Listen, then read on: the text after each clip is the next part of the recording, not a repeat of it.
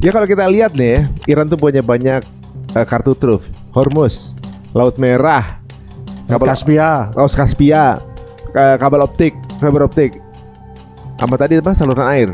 nah, sama senjatanya udah didesain untuk bisa balas terus, menghancurkan salinasinya. Negara Teluk selesai semua, udah nggak berani, negara Teluk nggak berani mengizinkan Amerika lewat di atasnya. Iran juga ngancam kalau macam-macam sekarang berani nyerang saya atau apa, saya hancurkan desalinasi. Bayangkan nanti Oman, Bahrain, Uni Emirat, Abu Dhabi, Qatar, Kuwait, terus Saudi, itu kan tergantung desalinasi. Jadi air laut berubah jadi air tawar. Ya. Nah kalau dihancurkan 90% mereka pakai itu. Nah terus nanti dalam 3 hari orang nggak dapat air, nggak bisa dapat air lah untuk segala kebutuhan. Terus kemana? Pasti ngungsi semua, jutaan orang. Negara itu akan kosong.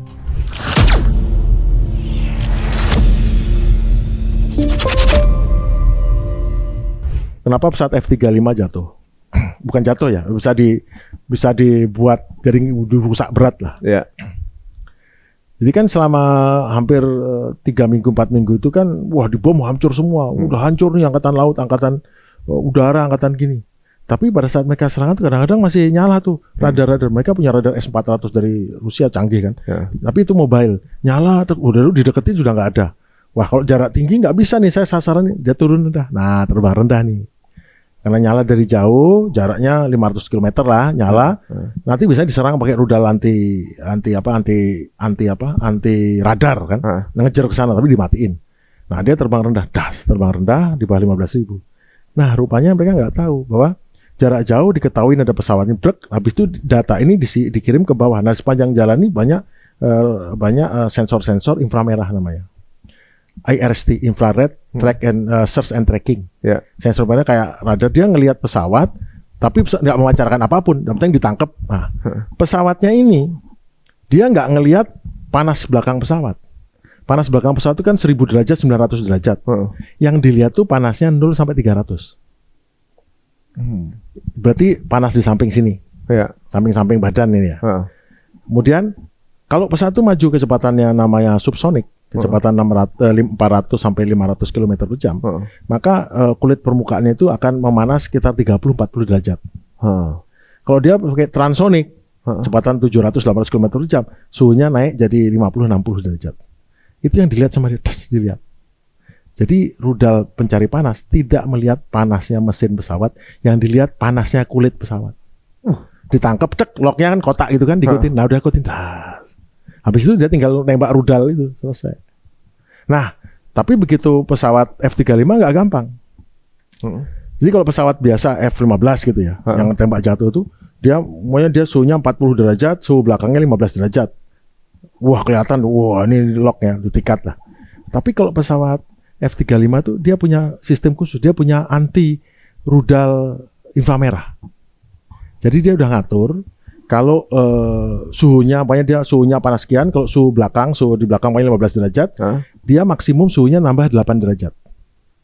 Aslinya kan suhu udara tuh 15 derajat, karena kecepatannya 500 km per jam, maka suhunya 40 derajat gitu. Sehingga ada beda 40 dengan 15, bedanya sekitar kelihatannya deh 15 ya, 25 ya. Ya 20-30-an lah. Itu kan 15 kan, 45 kan? Ya 25 derajat. Nah dia sudah ngatur suhunya cuma 8 derajat. Kalau suhu di belakang 15 derajat, suhunya diatur biar cuma 23 derajat. Jadi nggak kedetek. Tapi Iran lebih canggih lagi. Bagaimana? Dia buat yang bisa ngelihat suhunya 1 derajat beda aja kelihatan. Tapi dia diam-diam aja. Ketangkep lock kan. Nah, rudalnya nggak bisa pakai rudal biasa. Kalau rudal biasa kan pakai padat ya. Kecepatannya 2 mach, 3 mach gitu kan. Lah kecepatan 3 mach, 2 mach itu suhu di depan rudal ini panas, anget. Dia sudah punya sensor itu. Gitu. Gitu. Wah, itu ada rudal mengejar saya, langsung dia keluar flare-nya, flare, chef flare, langsung belok itu langsung dikalah lah ini ngejar flare. Ya. Iran punya anti lagi, dia punya rudal yang speednya cuma 400 km per jam. Dia loncat ke atas, pakai roket. Habis itu mesin jetnya nyala. Nah mesin jet nyala itu, kalau jet kan speednya beda dengan roket kan. Speednya hanya 300-400 km per jam. Terus dia bentuk angka 8, nunggu di tempat situ. 8. Nah di depannya dia punya seeker inframerah juga. Nah pesawat F-35 lewat, nah dia lock langsung menuju ke situ. Jadi dari depan nyanggong gini.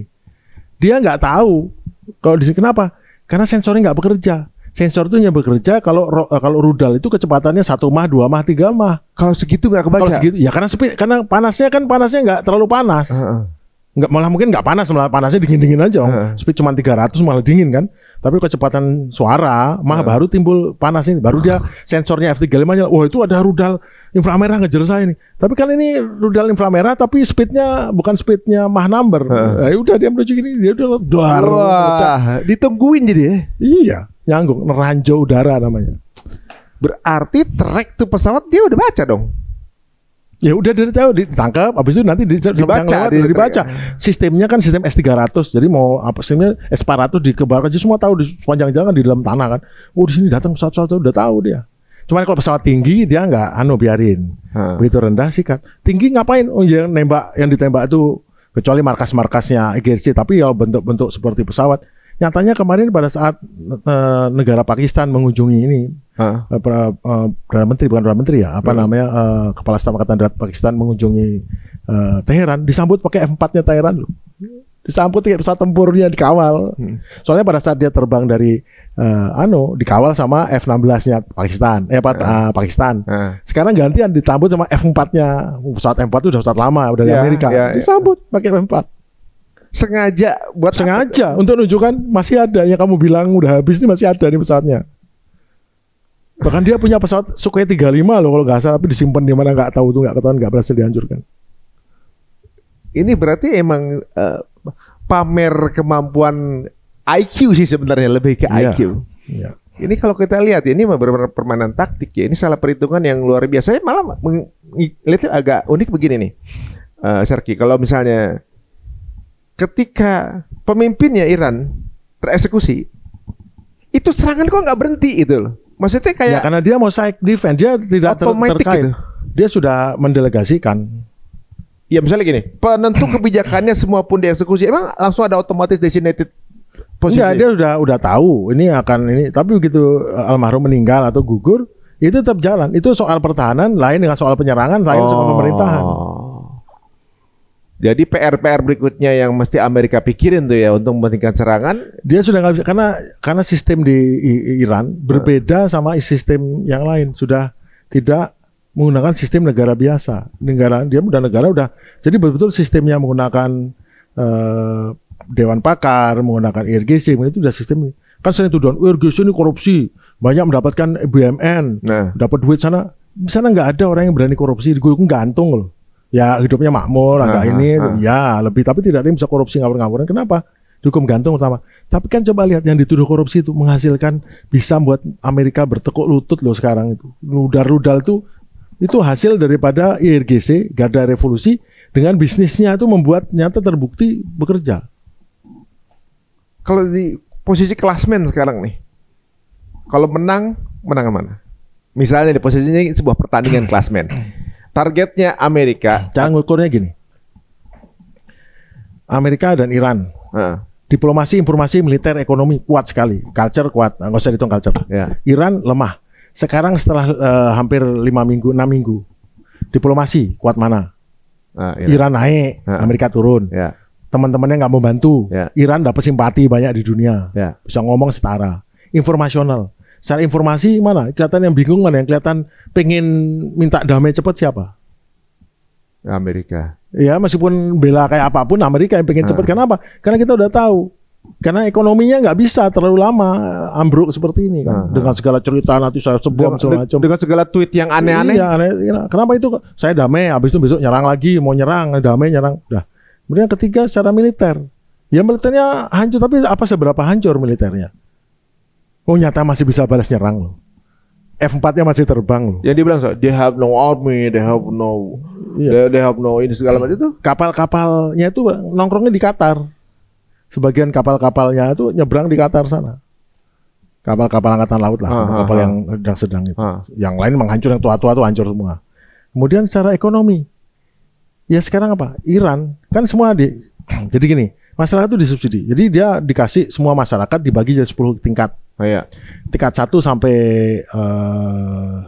6. Itu yang tingkat bawah itu disubsidi 1 juta toman lah. Kemudian yang tingkat 7 sampai 9 subsidinya kurang dari itu. Yang tingkat 10 nggak usah disubsidi, udah kaya nih. Dengan subsidi itu, kalau perorangan dia nggak sanggup nginep di sewa rumah. Tetapi kalau 5 orang bersatu, berkumpul dalam keluarga, masing-masing duitnya cukup untuk sewa rumah, untuk sekolah. Tapi yang penting adalah harga listrik, harga gas, harga bensin, sama harga gandum roti. Itu semua harganya cukup dengan duit 100.000. Orang sudah bisa hidup sebulan. Langganan listrik saya udah kemarin ada listrik cuma 20.000 sebulan. 10.000 untuk langganan air air. Untuk gas cuma 20.000. Bensin belinya cuma Rp500 seliter. Berarti di embargo tuh kayak mereka punya solusi sendiri ya? Di embargo enggak diberi sanksi ya. Enggak embargo. Oh, dia enggak embargo ya? Di utaranya itu ada Laut Kaspia.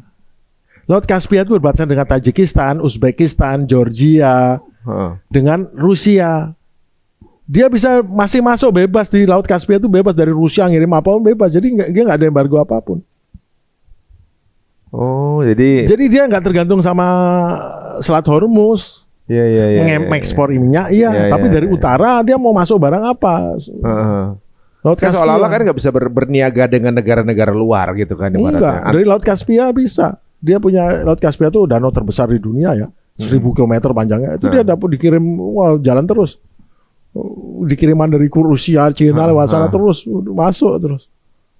Wah, kalau negara teluk emang mati kutu tuh di situ. Iya, di situ aja. Itu kan suplainya di situ aliran ya kan ya. Iran juga ngancam kalau macam-macam sekarang berani nyerang saya atau apa, saya hancurkan desalinasi. Bayangkan nanti Oman, Bahrain, Uni Emirat, Abu Dhabi, Qatar, Kuwait, terus Saudi. Itu kan tergantung desalinasi. Jadi air laut berubah jadi air tawar. Ya. Nah kalau dihancurkan 90% mereka pakai itu. Nah terus nanti dalam 3 hari orang nggak dapat air. Nggak bisa minum. Nggak bisa dapat air lah untuk segala kebutuhan. Terus kemana? Pasti ngungsi semua jutaan orang. Negara itu kan kosong. Jadi sebenarnya Iran itu punya nuklir ekonomi banyak juga ya. Ya makanya Iran tuh nggak perlu nuklir. Dia perlu pengetahuan nuklir. Ya. Sehingga saya punya pengetahuan nuklir. Tapi dia nggak punya nuklir. Dia sekarang udah berhasil memaksa 2 negara nuklir untuk nggak berdaya. Kenapa? Dipegang ekonominya. Iya, dia nggak bisa masuk, nggak boleh masuk. Mau masuk mana? 300 km dari pinggir pantai itu nanti disikat sama ini. Nyatanya USS Gerald Ford karena udah balik lagi masuk ke Laut Merah itu kemarin pada bingung. 360 krunya harus perawatan psikologis karena diserang oleh 17 drone itu katanya. Yang bilang Donald Trump juga. Donald Trump tuh nggak tahu ya gimana orang tuh polos-polos gimana ya. Dia cerita, wah itu kemarin demo di Iran itu saya sudah bantu senjata, saya udah bantu Starlink.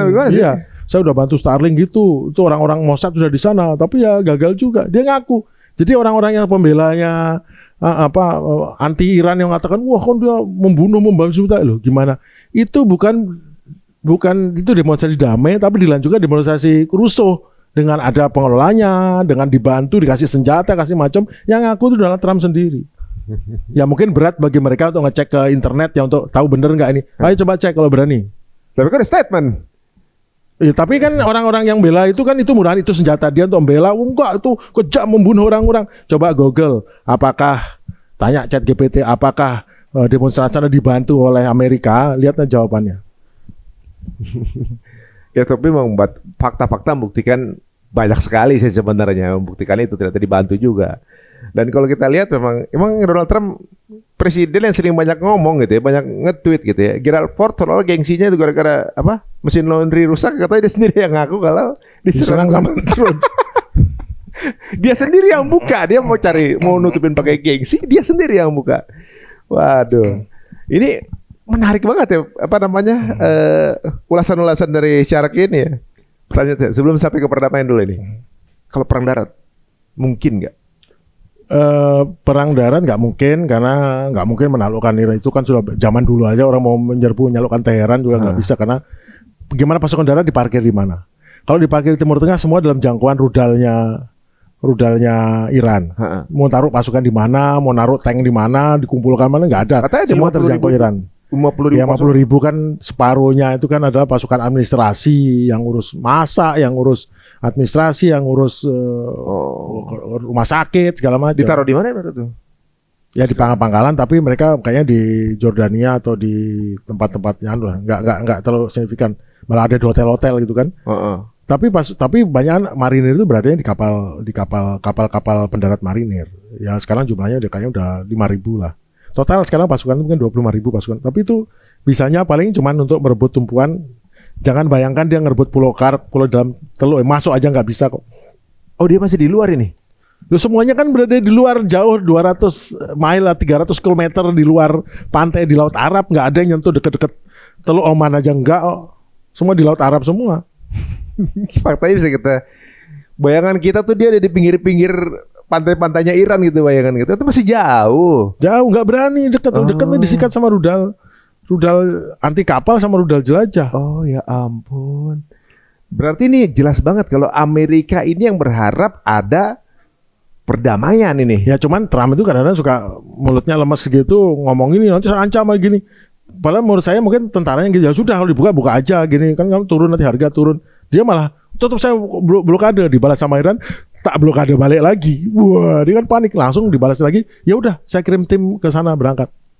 Kan tadi udah saya buka sesuai Lebanon sudah di pergitan senjata, saya buka nih selatnya. Tapi nanti tetap saya ngurus sama dia. Oh tetap saya terima kasih sudah dibuka, tetap saya blokade. Ya udah kalau kamu tetap blokade, tak blokade balik, panik kan. Dia habis itu dibalasnya, ya udah saya kirim tim perdamaian. Artinya kan kamu berlebihan sih, dia bilang itu kan, Iran ini berlebihan. Loh, untuk sebuah negara yang menghabisi pemimpin negaranya Iran kok bilang Iran tuh berlebihan? Nggak ada yang berlebihan loh, cuman ngancam blokade. Terus ada yang bilang jangan coba meres saya ya. Nah kalau sampai bilang meres artinya apa? Berarti merasa diperes kan? Yang bisa meres orang itu berarti orang berada posisi di atas kan? Ya. Ya kalau kita lihat nih, Iran tuh punya banyak kartu truf, Hormuz, Laut Merah, kabel Kaspia, kabel optik, fiber optik. Sama tadi apa, saluran air. Nah, sama senjatanya udah didesain untuk bisa balas terus, menghancurkan salinasinya. Negara Teluk selesai semua. Udah negara Teluk nggak berani mengizinkan Amerika lewat di atasnya udah. Kalau sekarang misalnya Israel kepengennya Iran udah nggak mungkin. Harus muter lewat Laut Merah atau gimana caranya? Nanti mungkin dicegat sama pesawatnya negara Teluk. Nah, berarti kan Israel udah nggak mungkin secara geografis. Mungkin dia lewat jarak tinggi dengan ini mungkin, tetapi udah berat. Berat. Nah, sekarang proses perdamaian nih. Ini kan proses perdamaian ini Amerika kelihatan eager banget untuk udah damai aja deh. Jadi secara teknis waktu kemarin pulang timnya dari mana? Tim itu pulang, timnya ke Amerika ini, tapi tim teknisnya ditinggal. Jadi mereka tetap berunding untuk. Jadi intinya tuh dari 10 yang dilakukan Iran kayaknya 7 tuh udah nggak masalah, dirunding-runding lah gimana mekanismenya. Mau juga akhirnya. Yang tinggal kan cuman berapa lama nanti boleh pengayaan. Terus yang kedua adalah di mana uranium itu disimpan. Ketiga status Hormuz, gitulah. Tapi kan udah siap status Hormuz kalau gini pilihan ini, kalau begitu ini begini udah siap. Nanti kalau pengayaan begini 20% gimana, 10% gimana, 5% gimana, nanti ditempatkan di mana udah ada siap. Tergantung nanti keputusan gimana. Nah, Trump kan kemarin dia ini yang soal 5% sama 5 tahun sama 20 tahun. Pada saat Iran saya mau 5 tahun, terus dari fans si wakil wapresnya bilang 20 tahun. Itu ditanya sama Donald Trump ini gimana? Udah red line nggak usah, biarin aja. Udah. Yang menghentikan Trump, nanti Trump kan mau datang nih, nanti dia paling, udah kamu 5 tahun, saya 20 tahun, gimana kalau 10 tahun, kira-kira gitu, nanti oh ya deal gitu, ya udah, jadi Trump jadi pahlawan. Kalau kita baca buku biografi Trump itu sifatnya emang gitu, dibikin orang sana ribut segala macam, nanti dia jadi pahlawan, deal yang dapat dia. Gitu. Oh, jadi kayak yang punya antivirus kan itu yang bikin virus. Tapi yang jelas, Trump itu sebelum perang ini sama Qatar tuh punya deal, sama dia dapat pesawat kepresidenan. Itu bukan pesawat pesawat Library of Trump nanti. Ini udah pensiun, pesawat itu dibawa dia. Baik korup nggak orang itu. Pesawat dari Qatar dipakai ini dibuat yang mewah. Nanti untuk pesawatnya Library of Trump. Jadi siap presidennya punya library kan. Nah, untuk library-nya Trump. Jadi Trump pakai itu. Terus yang kedua, di sana dia proyek $5 miliar, yaitu proyek real estate sama lapangan golf mewah di Qatar. Nggak disentuh sama Iran. Nggak disentuh atau nggak dulu? Kan yang di Dubai nggak disentuh. Yang di Dubai lain ada urusan, tapi dia nggak disentuh. Jadi segala macam umumnya di belakang deal dia. Yang penting mengamankan bisnisnya sendiri. Nah sekarang masalahnya Israel. Tapi Israel kayaknya juga kan sekarang Netanyahu tuh banyak nongkrong di Jerman tuh kayaknya. Wing of Zion itu di Jerman kan. Iya, Wings of Zion di Jerman. Membuktikan kalau Netanyahu pun nggak di Israel kan? Dulu Netanyahu itu pernah nyuruh menyerang kilang minyaknya Iran, bukan penampungan minyak yang di tengah kota Teheran. Itu marah besar Amerika, kenapa? Kan terkait juga dengan nanti kalau suplainya kalau sampai itu rusak hancur, berarti kan ngambil suplai yang nanti ke luar negeri dibawa ke situ kan. Jadi malah nanti berkurang, nanti malah harga naik kan, marah besar tuh gara-gara itu kan. Dan habis itu mungkin sehari 2 hari kemudian Netanyahu tuh disikat sama rudalnya Iran, tepat di bunkernya. Untung bunkernya dalamnya 50 meter, nggak apa-apa dia. Tapi habis itu dia nggak muncul 2 minggu deh kayaknya. Disangka mati segala macam. Oh itu memang posisinya. Nah pertanyaannya adalah kok bisa tepat jatuh di situ? Siapa yang bocorin tempatnya? Kok Iran bisa tahu di situ? Kok nggak tahu gimana? Yang jelas ada informasi sampai ke Iran bahwa lokasi di situ, Hajar di situ.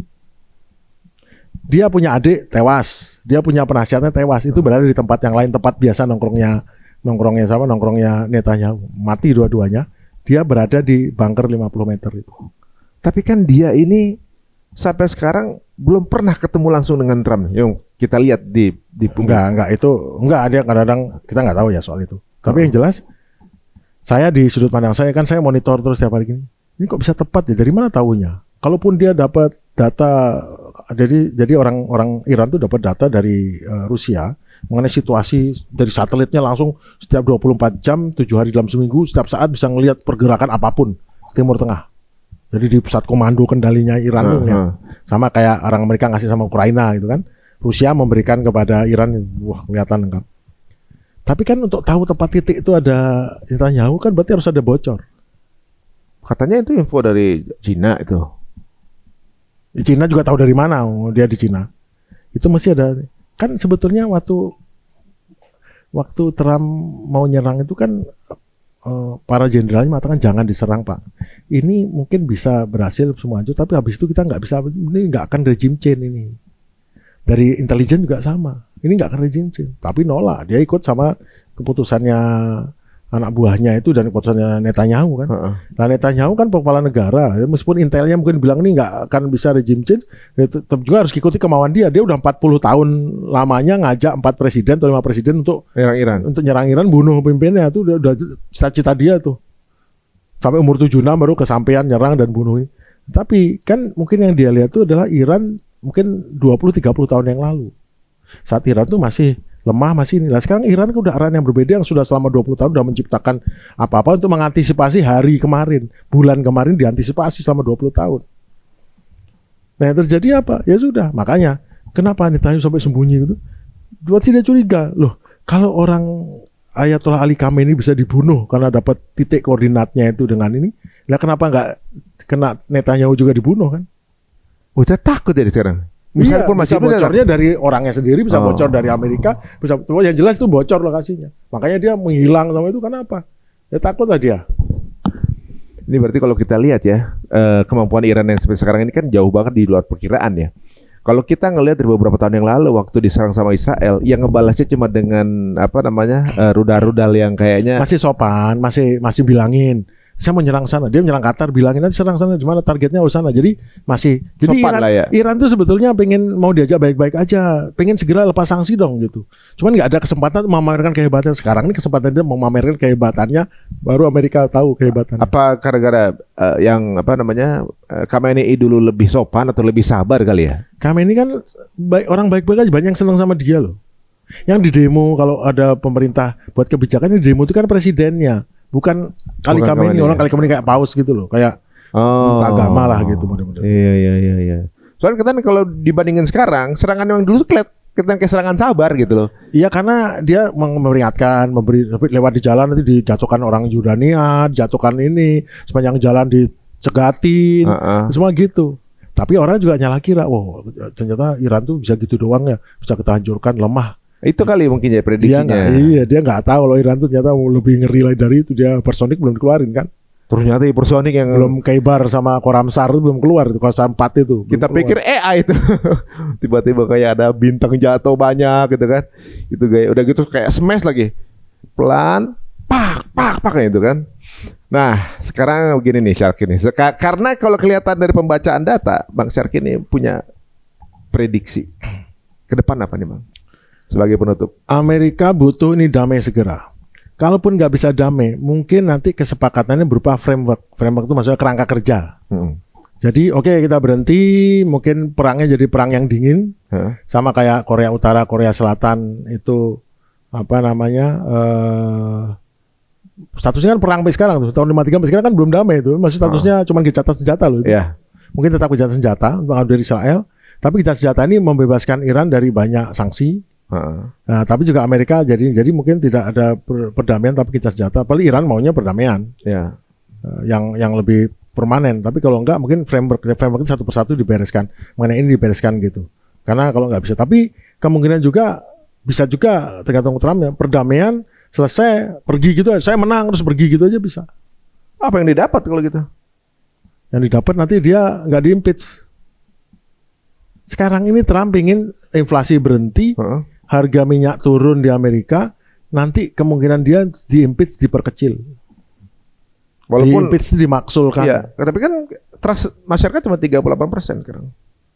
Jadi kan bisa di blok. Makanya sekarang gimana caranya exit strategi ini bisa dibuat seolah-olah dia menang, dan saya kira orang Iran ya udah kamu ngomong apa bebas, yang penting saya bebas sanksi, misalnya tetap di sini, tetap yang penting itu. Iran kan orang rasional. Enggak. Kalau Amerika, kalau Trump penyelamatan diri. Ya, penyelamatan his ass gitu loh. Mirip-mirip Netanyahu juga kan nih. Dia juga menyelamatkan diri dari pengadilan kan sebenarnya kan? Enggak juga, Netanyahu selain pengadilan juga itu. Juga memang cita-citanya untuk bikin Israel Raya. Ya. Israel Raya itu kan cita-cita ya. Mungkin tercapai atau enggak tercapai, tapi jelas gini loh. Tadinya nih tempat yang damai bagi orang-orang Yahudi yang telah Holocaust. Tapi belakangan habis itu dengan adanya perang dingin, maka dia banyak musuh sekitarnya karena dia ngambil Palestina. Oke. Sudah ada perdamaian Palestina, bukan yang menegakkan Palestina diberi hak untuk membangun ini, ditekan Palestina. Sehingga statusnya adalah selalu kan konflik terus karena Palestina ditekan, tidak diberi hak dia untuk mandiri sebagai negara. Nah, jadi kan ada konflik. Nah, konflik ini dijaga dengan konflik ini dia dapat supporter di Amerika, dapat ini dengan alasan bahwa mereka teroris, nggak pantas merdeka gitu loh, atau apapun alasannya. Jadi dia dari posisi tertindas Perang Dunia Kedua menjadi posisi menjadi dunia tidak tenang karena korban dari orang-orang teroris yang mengambil alih. Nah, habis itu sekarang dimasukkan ke agama. Di agama bahwa ini tanahnya Israel lah, zaman dulu Nabi Sulaiman apalah, segala macam.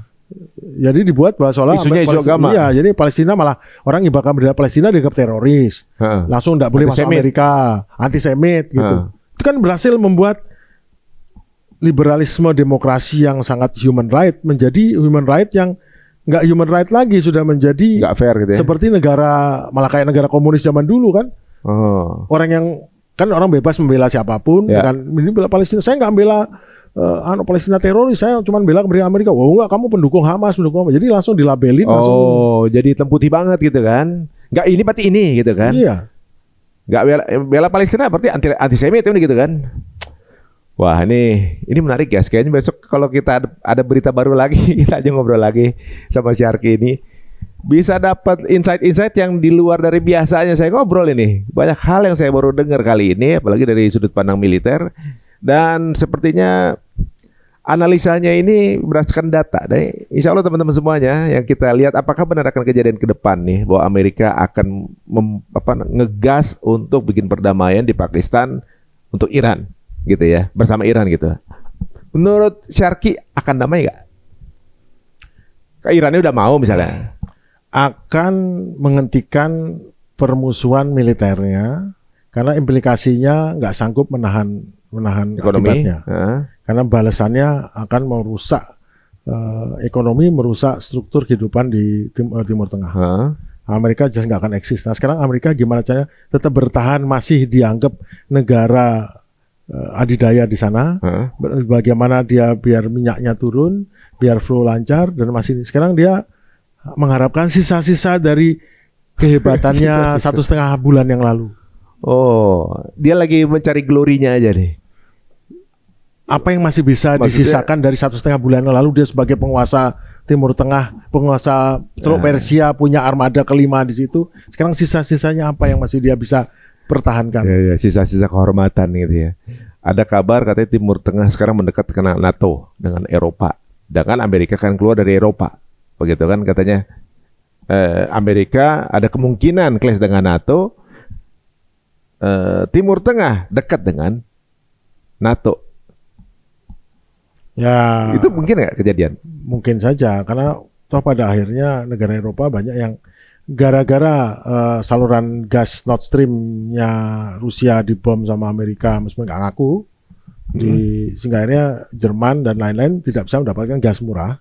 Akhirnya deindustrialisasi kan, kacau balau industrinya, tadinya dapat gas murah dan lancar jaya listrik, pemanas, untuk energi macam-macam. Akhirnya sekarang tergantung dari Amerika, tapi Amerika juga jatuh mahal, akhirnya tergantung dari Timur Tengah. Nah, dari Timur Tengah ketergantungan dari dia nggak mau tergantung sama Amerika kan, mending dari Timur Tengah. Timur Tengah bisa dibuat saluran pipa Mediterania langsung ke sana. Ya itu yang membuat mereka pasti hubungan lebih dekat. Karena mereka sudah berunding tanpa Amerika kan sekarang. Sudah ada beberapa negara-negara ditinggal lama-lama. Orang Jepang, orang Korea, orang datang, orang Perancis, orang Jerman datang ke Teheran langsung ngomong. Dari negara paria loh. Dari negara yang sekarang terhormat, mendapatkan kehormatan, dibela, banyak orang Indonesia bela. Siapa dia Sia yang kita hujat itu ternyata patriotik hebat dan ikut bangga loh. Coba. Dia hancur tapi kita bangga. Coba bayangkan itu. Berarti negara itu hebat banget gitu loh. Saya juga nganggap remeh, saya juga sebetulnya didikan Amerika kok. Apa sih negara? Ini memang merubah banget tatanan dunia ya, tatanan hegemoni dunia benar-benar berubah dalam waktu 2 bulan guys. 2 bulan negara adidaya sekarang ini sebentar lagi akan jadi pesakitan ini. Kalau ditinggalin semua rekan-rekannya dan juga kebutuhan ekonominya makin berat. Inilah dia yang terjadi guys ya, ini sebuah penggambaran. Mudah-mudahan ini akan jadi menambah khasanah keilmuan kita dengan apa yang terjadi sekarang ini. Dan kalau mau kenalan sama Syarky langsung bisa add Instagramnya Pak Syarky. Lupa nanti. Gimana sih? Terus kita tulis di bawah. Saya bukan Instagram. Apa? YouTube. Lupa juga. Ya itu pokoknya nanti kita tulis di bawah ya. Bagaimana kontaknya, komen, mau apa diskusi, monggo saja. Dan jika dirasa menarik, monggo silakan share link ini sebanyak-banyaknya ke circle teman-teman semuanya. Dan kita tunggu lagi nanti obrolan kita dengan Syarky di episode berikutnya Cerita Untung. Terima kasih Syarky untuk waktunya. Sama-sama. Lama-lama mirip SBY kelihatannya wajah. Sampai ketemu lagi teman-teman semuanya. Assalamualaikum warahmatullahi wabarakatuh.